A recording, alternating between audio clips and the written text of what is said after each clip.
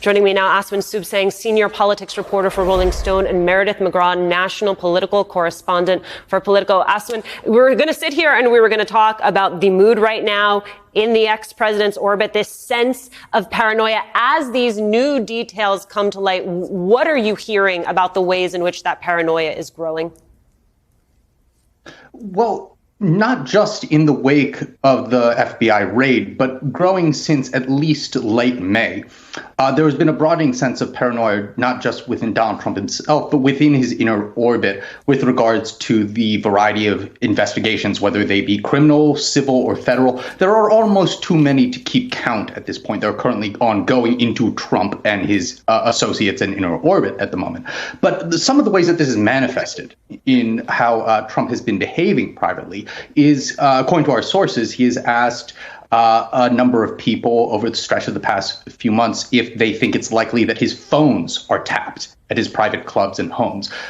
He has wondered aloud if certain Republicans who are visiting him at, whether it be Mar-a-Lago or Bedminster, could potentially be wearing a wire for the feds. Obviously not everybody visiting him, but, some people. The thought has crossed its mind. And publicly, as we've seen manifested with his legal team, some of his buddies at Fox News, other envoys of conservative media, and of course with Trump himself, they've been actively floating this completely groundless theory that, maybe the feds could have planted something at my beautiful home in Florida of Mar-a-Lago. So there is no shortage of rabid conspiracy theorizing and potential scapegoating and just rancid paranoia going around in the upper crust of Trump land right now. I mean, Meredith, in the midst of that rancid paranoia, as Swin put it, what are you hearing about what is motivating those who are parlaying this to the FBI? Well, I think there has been an ongoing sense of skepticism on the right towards the federal government and towards the FBI, especially during the Russia investigation and during Trump's years in the White House. That only grew. And then now with this FBI search, that sense of paranoia and really anger towards the FBI has only grown and strengthened and has served in a lot of ways as a unifying thing for the Republican Party and for the former president. I mean, so here's the thing. You have the Washington Post reporting that the FBI was looking for documents related to nuclear weapons. That is more than just, say, correspondence with a foreign leader. I mean, does that help explain why Trump world is so paranoid? Was that directed at me? Yes, Swin. Or Meredith? Okay.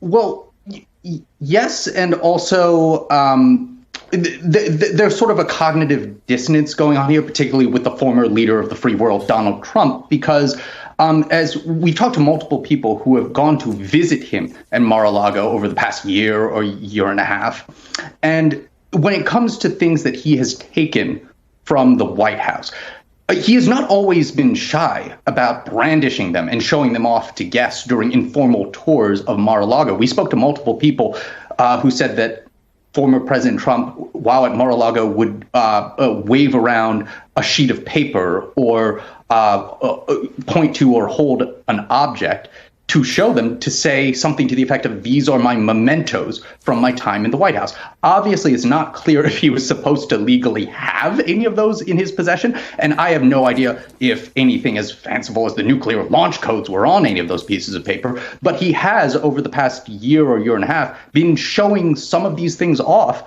that, again, you could argue, stole from the federal government to guests at Mar-a-Lago. So there's this kind of cognitive dissonance of, yes, there is this paranoia of, are the feds out to get me and are they investigating me? They obviously are investigating him, but also kind of this flaunting of, these regulations don't apply to me. In other words, Trump, of course, as always, thinks he's above any law he can think of.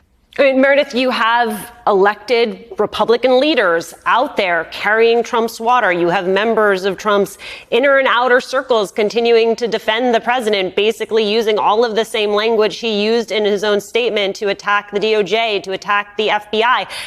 In light of this new reporting from the Washington Post about the fact that some of the documents they were looking for pertained to nuclear weapons, does that change their calculus? Does that change the stakes? Well, that was always a risk. These Republican leaders, they rallied around the former president. And I do think that we're going to be seeing a bit of a tempering of the language here as people learn more facts. And tomorrow at 3 p.m., we'll be getting an answer from the former president's legal team. There's still a lot of unknowns here, but I think certainly with all this new reporting, it's gone from maybe the former president had a birthday dinner menu and cocktail napkins or certain documents that it was unclear if it was classified or not being held at Mar-a-Lago to having documents in his possession, whether he was holding them intentionally or not, that had serious national security implications. And we've seen some Republican lawmakers try to use language that is more just wait and see. Let's wait until all the facts are before us, and let's learn more before we jump to conclusions here.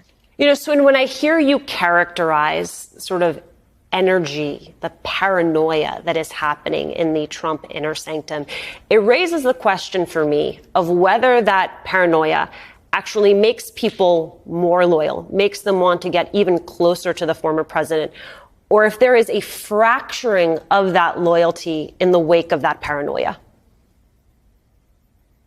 Well, I mean, it depends on which individuals throughout Trump land you're dealing with here. As we've seen over the years, including during Donald Trump's presidency, there has been a good number of fracturing. There has been some flipping, some betrayals, as the former president would characterize it. There have been some who have ended up cooperating with the feds and completely turned on Donald Trump very bitterly. Obviously, Michael Cohen is a leading example that his former attorney and fixer.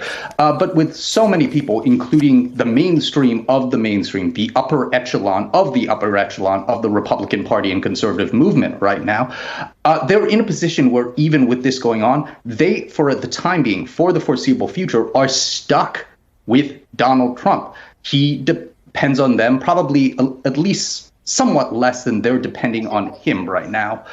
So whether they want to be more endeared to them, in this song and dance, they don't necessarily have a choice at the moment.